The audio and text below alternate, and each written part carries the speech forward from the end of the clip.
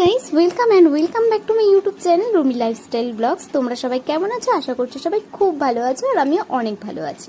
আজকে তোমাদের সাথে আমি শেয়ার করতে যাচ্ছি আমার সানডে একটা মিনি ব্লগ। হ্যাঁ, তোমাদের এই ভিডিওটা একদম স্কিপ না করে পুরো ভিডিওটাই দেখতে হবে।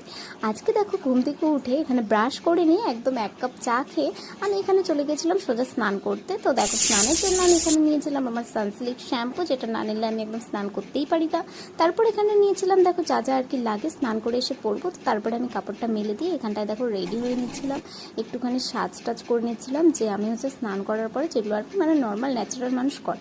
তারপরে এখানে নিয়ে এসেছিলো, আজকে যেহেতু সানডে, তো সেখানে আজকে আমরা একটা ফ্রাইড রাইস বানাচ্ছিলাম। আর এখানে হচ্ছে কষা মাংস।